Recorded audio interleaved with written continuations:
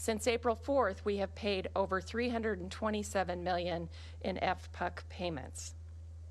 A total of $4,810,592 was paid to 13,334 Iowans receiving pandemic unemployment assistance benefits, which are the benefits that are paid to those who are not normally qualified for unemployment. Today, IWD has implemented a change to our phone system so that when you call the 1-866-239-0843 number, after you make your menu selections, you will begin to hear music rather than ringing in silence. You will hear the music until your call is answered. We hope that this will make it easier for people to know their call is in queue and to stop individuals from repeatedly calling and hanging up. Please just remain on the line and your phone will be answered, or your call will be answered. I also wanted to address the situation the governor just referenced regarding individuals who are being recalled to work. We want to remind all individuals that if you are recalled to work and choose not to return, you may lose eligibility for unemployment benefits in addition to losing your job. As we indicated, there are a few virus-related exceptions, including if you are diagnosed with COVID-19 or are experiencing symptoms, if a member of your household has been diagnosed with COVID-19, or you are caring for an individual in your household with COVID-19. You or a member of your household are in a higher risk category and have been advised by your healthcare provider to self-quarantine due to concerns related to COVID-19. You lack necessary child care related to COVID-19. You cannot reach your place of employment because of the outbreak, or you have had COVID-19, have recovered, but it caused complications rendering you objectively unable to perform the essential functions of your job. Additionally, if you are for medical or age reasons in the high-risk category, you might qualify for the PUA benefits. We strongly encourage all Iowans to talk with their employers prior to their return to work to understand the measures they are taking to ensure the safety of their employees and customers. We do have a provision in our unemployment code that allows an individual to quit a job if they feel that their workplace is unsafe. However, it takes more than a mere assertion by the employee to establish this to be true. If an employer establishes that they have taken the necessary steps, such as following industry standards established by OSHA guidelines, providing extra wash stations, additional sanitation areas, allowing or providing PPE, such as masks or gloves, and following appropriate social distancing recommendations, it may be difficult to establish a good faith basis to quit due to safety concerns. As we have heard from the Restaurant Association, industries across Iowa are adding even more cleaning and sanitizing efforts above and beyond what they normally do in order to ensure the safety of their employees. We know employers have always had strong motivations to create the safest working place possible, and they are taking those necessary and additional steps to prevent the spread of the virus in their workforce. They have the same motivation as their employees to remain healthy and to prevent the spread of the disease. And when their efforts are combined with our personal responsibility to wash our hands, maintain social distancing, covering our coughs, and staying home if we feel ill, we can increase the speed of our recovery by getting people back to work in a safe and healthy environment.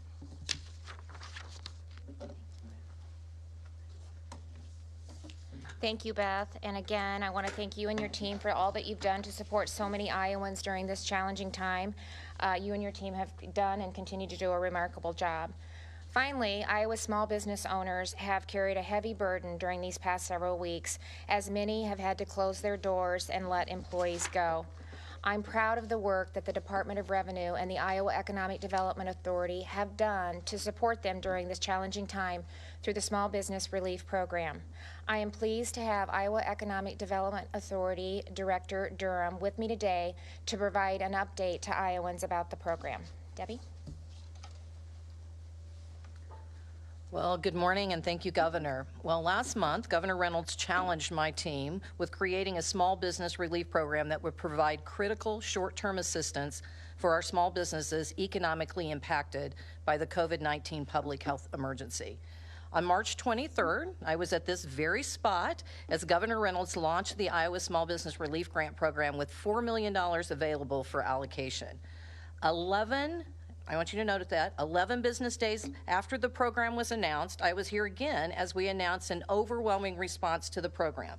Due to this incredible need for assistance, we were able to increase funding for the program to $24 million to assist more than 1,200 business owners.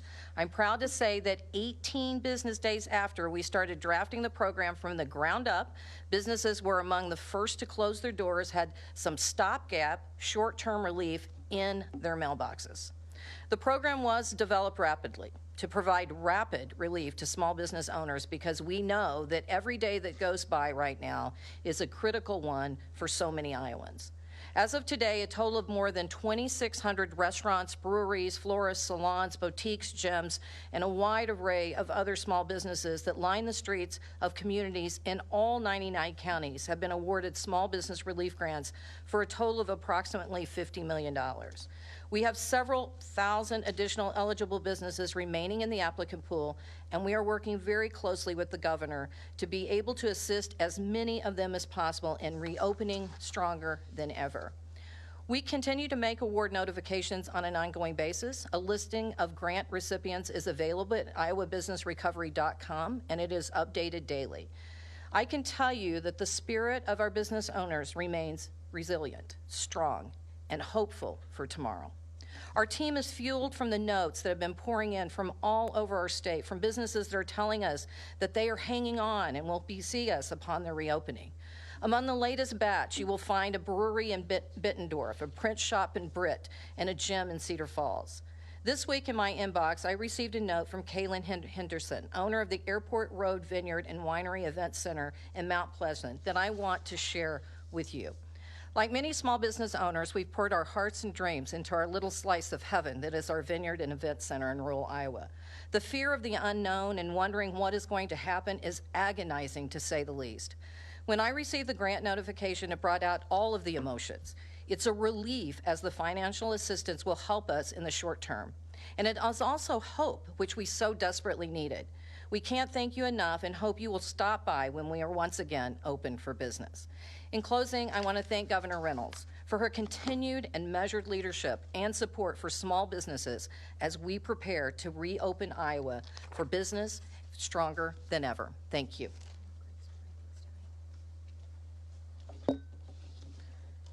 Thank you, Debbie. And I also want to just a heartfelt thank you to you and your team. I know this has been a huge effort in a really short amount of time, and it has made a significant impact on our small businesses across the state.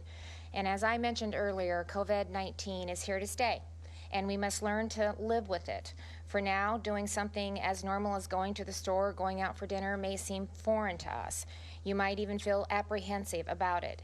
Each of us will need to make the choice that's right for ourselves and our families. And that includes business owners who may not be ready yet to open their doors. And that's okay. These are unprecedented times, and we're all learning how to manage COVID-19 for the long term.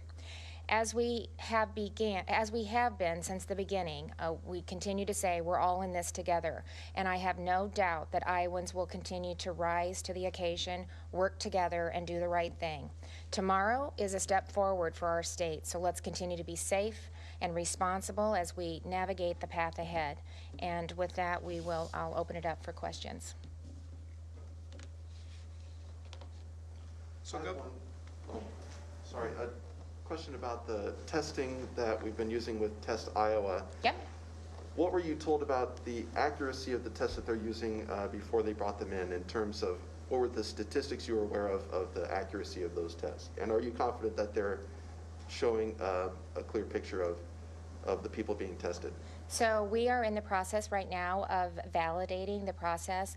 Test Iowa is located at our state hygienic lab. I think Test Utah is located at a regional hospital. We decided to bring ours into the state hygienic lab through the University of Iowa. So we have the PCR testing in one area, and then we have the Test Iowa in another one. So Dr. Pandela and his team is taking all precautions necessary through the validation process to make sure that we can assure Iowans that the results that we are getting are accurate and what they should be. In addition to that, Utah is testing right now. They've opened it up to anyone that wants to test. We're still keeping ours very narrow, so that they are testing anybody that wants to have a test. Hopefully at some point we'll get there, but we are still in the validation process with the Iowa State Hygienic Lab and Dr. Pandela and his team. So does that mean you're not sure that the tests are accurate? Because No, we are, but we're going to validate that at the State Hygienic Lab. And there's a process that they go through. They're CLIA certified, so they have to make sure that they make the, that they hit the criteria, and we're in the process of doing that, and we'll be able to report that out once they're complete with the validation. So they'll be able to test both. So it sounds like one of the concerns was that this test requires a higher amount of virus in a sample than what the CDC would recommend. So have you checked those things out to make sure that these tests are going to be compatible to what you might get if you were taking a test from outside? And they would have to be, because they were FDA approved, so they have gone through the process, or they wouldn't have been able to be opened up and utilized in Utah.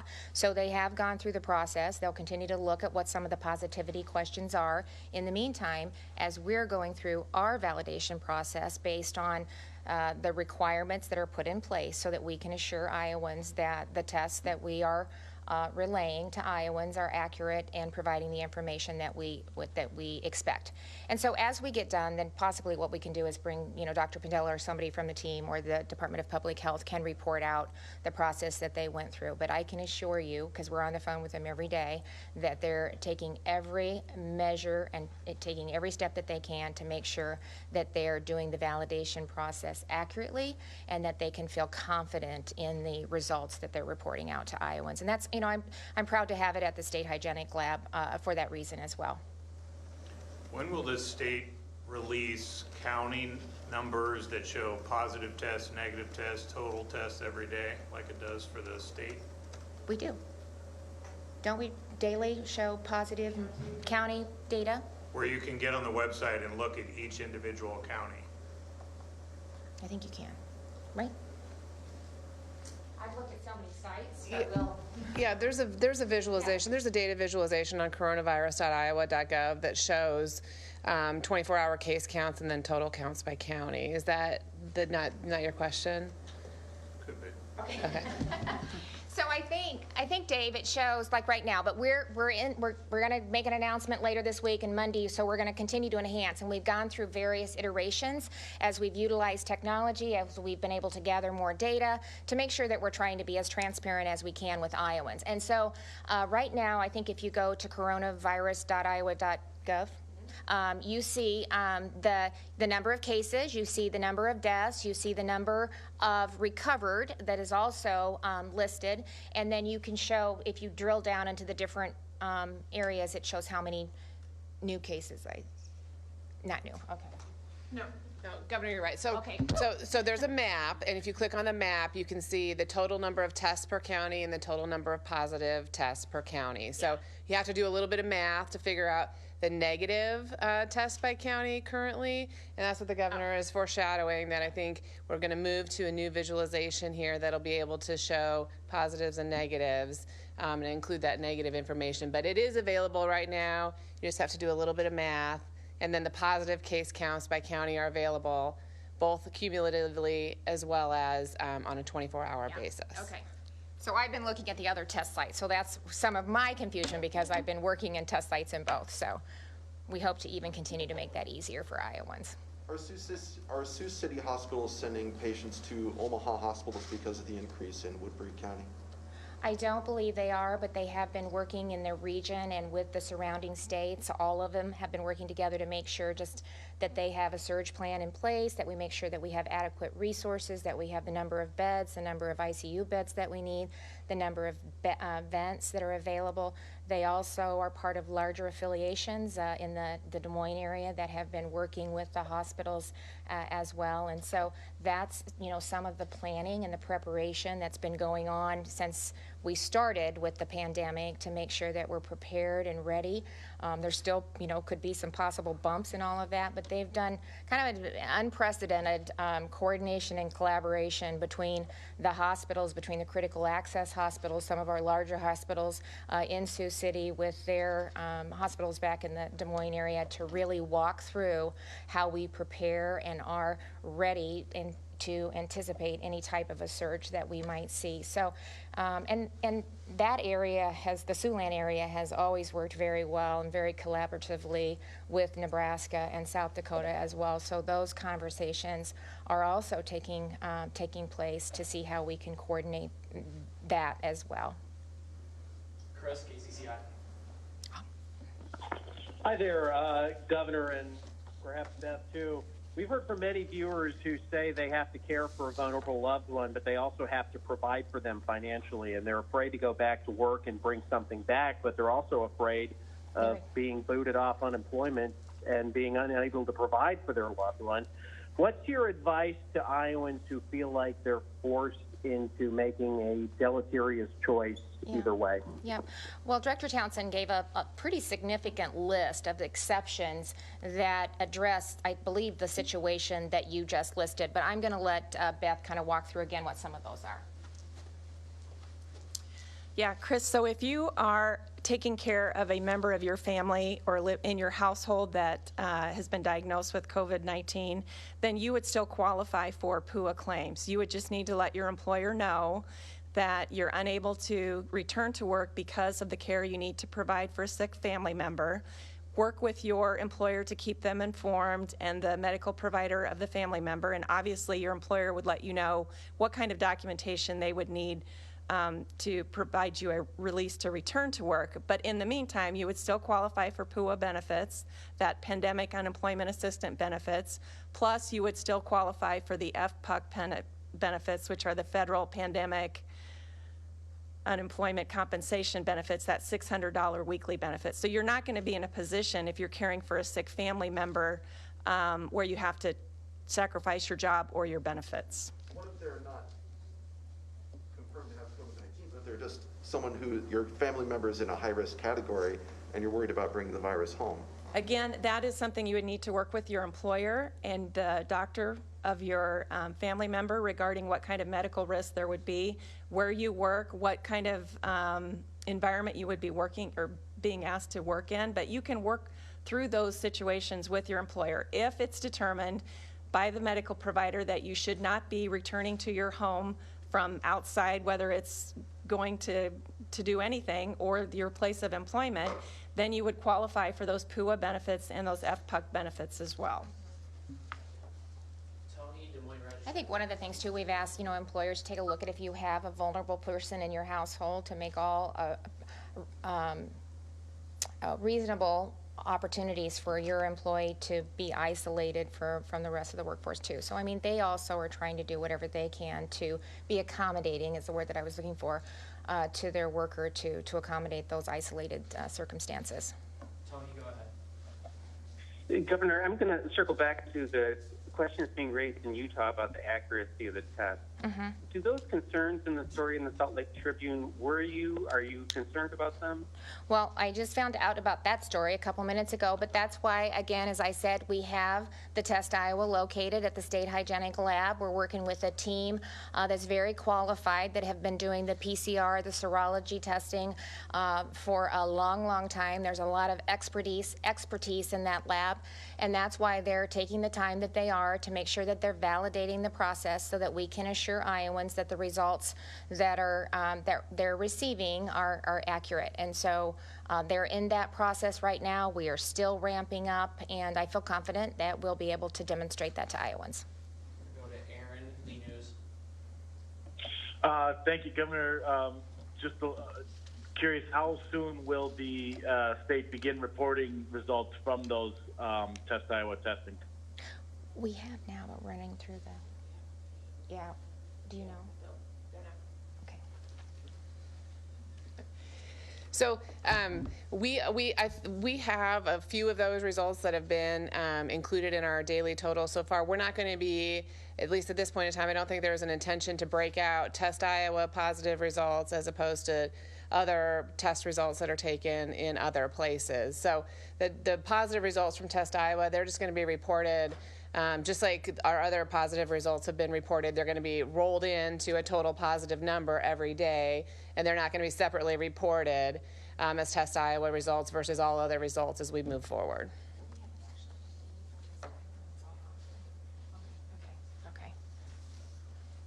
All right, we got time for 2 more questions. We're going to go to Beth at KCRG. Good morning, Governor. Governor, since Tuesday, COVID ICU rates have increased 23% and patients needing mechanical ventilation increased by 34%. While, as you've illustrated, capacity is still in Iowa's healthcare system, do you have any insight as to what might be going on here, and do you have any response to these recent increases? Well, we're still monitoring that, and we monitor it from a resource perspective to make sure that we still have available beds, ICU beds, vents, to really treat a surge in COVID patients. And so we are seeing somewhat of an uptick in Northwest Iowa, so we're monitoring that. We're also seeing discharges as well as we're seeing new patients move in. So it's kind of been a balance. We watch region by region as well as the overall state availability to vents and beds and ICU beds. And so we continue to monitor that and to work with our hospitals through the RMCCs, through the local public health, and through just the outreach with them to make sure that they're getting what they need. All right, we're going to go to Caroline. Last question. Good morning, Governor. My question is still related to the Test Iowa. The contract says that hydroxychloroquine should be issued as potential treatment to keep hospital beds low, but the FDA issued a warning about this last week saying it should not be used outside of a hospital setting. So wondering who put this treatment thing in the contract, and is it the formal advice of the Iowa Department of Public Health that hydroxychloroquine is a way to treat COVID-19? No, and Iowa is not pursuing that at all. If a doctor or clinician advises that, then they can, but it's not something that the Department of Public Health or Iowa is pursuing as part of the Test Iowa initiative. So thank you for that question. Thank you.